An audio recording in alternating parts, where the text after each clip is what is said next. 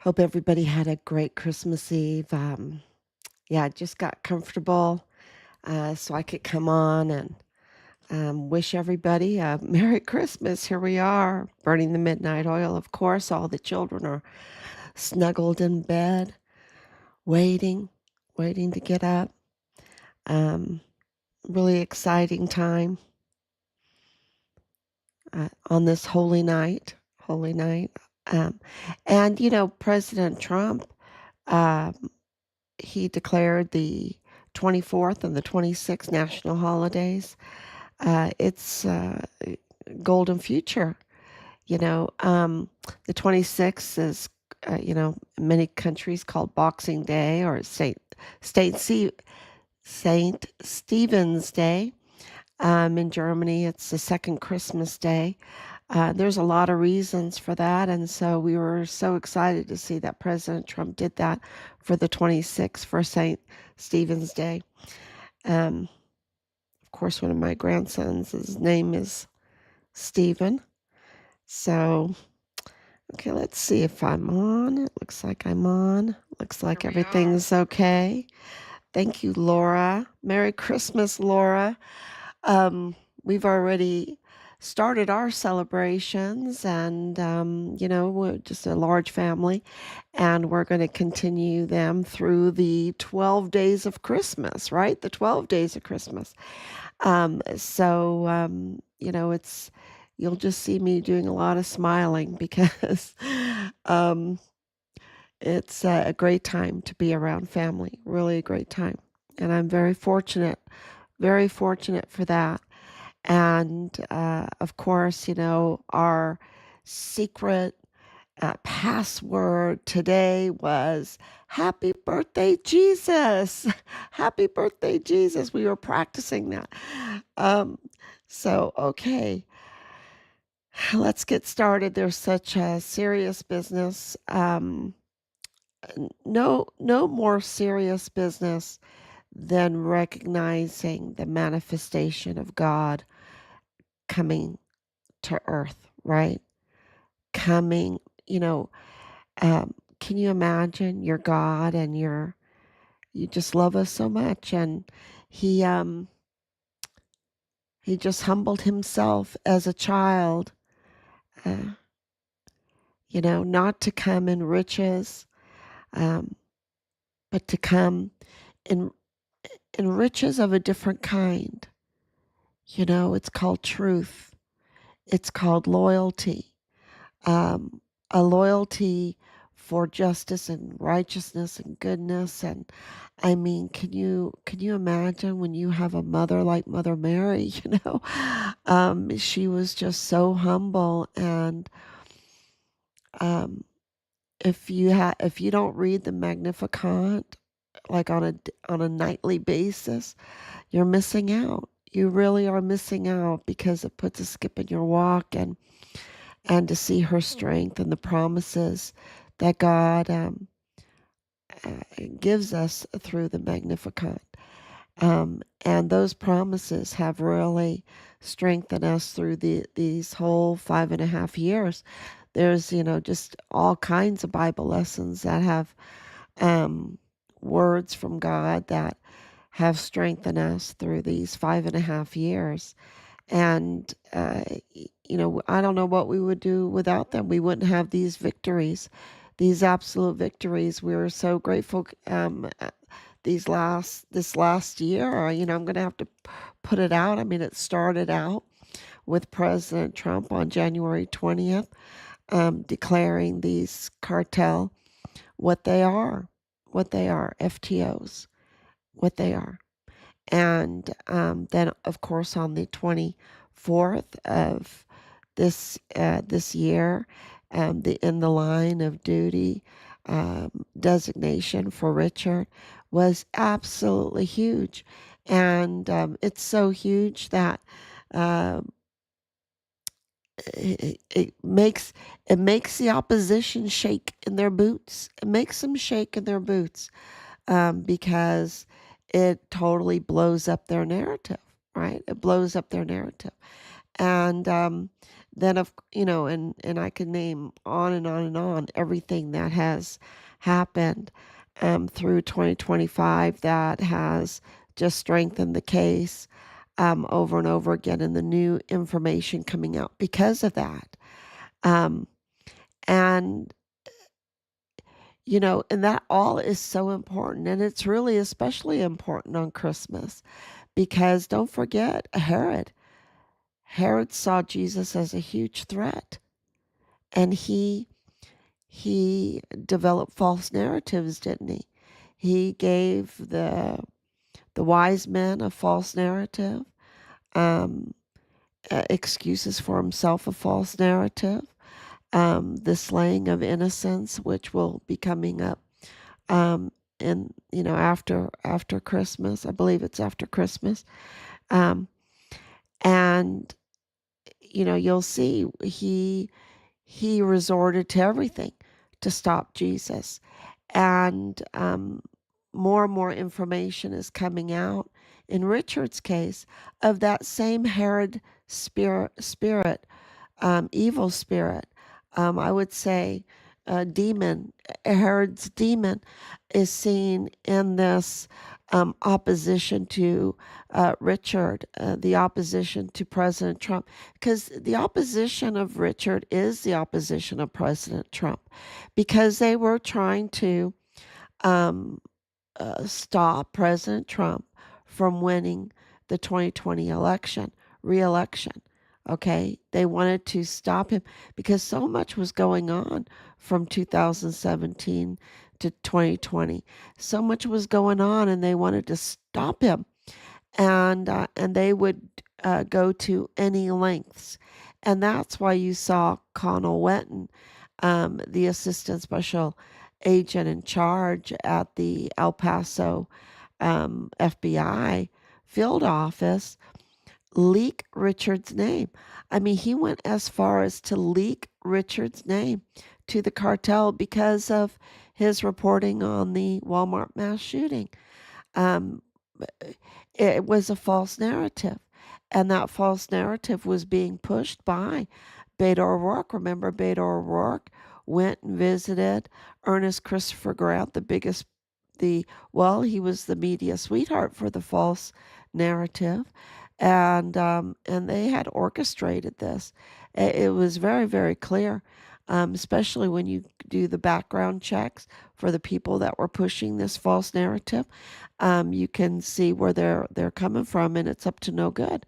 They're up to no good, and of course Beto O'Rourke and his wife, they were absolutely pushing this false narrative to stop President Trump. And why? Because Beto O'Rourke was his opponent.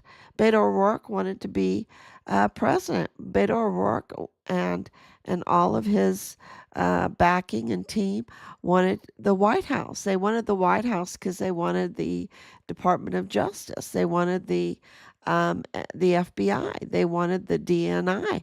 They wanted Homeland Security. They wanted all of the agencies because that would they could control it, and that would protect them from scrutiny for the terrible things that was going on at the border that clearly that they are that they want to happen because that's what they were pushing for, or that they are involved. Because don't forget that this Martha Mendez Aguilar, right? Her family worked for Beto O'Rourke. And you had the Arellano family. You had Rosa Maria Purchase, Arellano Caron's family have a house right next to Beto O'Rourke's house. Right next door. Right next door. Okay? So, this is clearly this is not all coincidences, right? This is not all coincidences. That would be shocking if this was all coincidences, right? So, and that really, it just really makes me ask a lot of questions. It makes our family ask a lot of questions about El Paso Community Foundation, because we have written that, and we know that the guy at the helm of El Paso Community Foundation, Eric Pearson, right? Eric Pearson is the brother-in-law of Beto O'Rourke, right? And so, it's, and of course, um, the El Paso Community Foundation totally, they controlled the Walmart mass shooting victims funds, right? Which we know that they were distributing illegally, that they were uh, giving unqualified individuals money from those funds. And so we know that El Paso Community Foundation and their response and their control over $12 million of the victims' funds, then the clear conflicts of interest with Beto O'Rourke, because Beto O'Rourke was running for president, um, and then with Sylvia Brunda Firth, right? Sylvia Brunda Firth, she also sits on the board of directors for the El Paso Community Foundation, and many other. She holds a lot of keys for that area. She holds a lot of keys, even on both sides of the border. And clearly, conflicts of interest exist there, tons of conflicts of interest. And we know that she's in opposition of President Trump. We know she's in opposition of Richard Halliday. We know that. And so, those are the spirits of Herod that saw uh, Jesus, um, the truth as a threat, as a threat. And so this can be really compared very, very well to this evil spirit of Herod, and that they would go to any lengths, and and the evidence indicates that they have gone to extreme lengths to attack President Trump and Richard, to target Richard and to stop Richard from being President Trump's federal witness, the man inside Fort Bliss, and the federal witness for President Trump, that the Walmart mass shooting was, as Beto O'Rourke's team, and Beto O'Rourke himself was propagating this false narrative that was false. And so, very, very important to think on this holy day, that we are still battling um, the forces of darkness that are up to no good. I mean, if Beto O'Rourke is connected to Martha Mendez Aguilar, the La Diabla, the she-devil, involved in the worst type of crimes, Um, clearly, the El Paso Community Foundation needs to be looked at. They need to be absolutely looked at for targeting Richard. We know that they are behind targeting Richard. We know that. The funding and targeting of Richard and of President Trump. Um, and so, it is, um, the levels are getting higher and higher of the evidence that's coming out, that's being provided. I mean, can you imagine Cartel confirm that Connell Wenton, we have it. We have it, the hard evidence that Cartel confirmed that Connell Wenton was their inside man, the cartel's inside man inside the FBI. I mean, that's huge. That is really huge.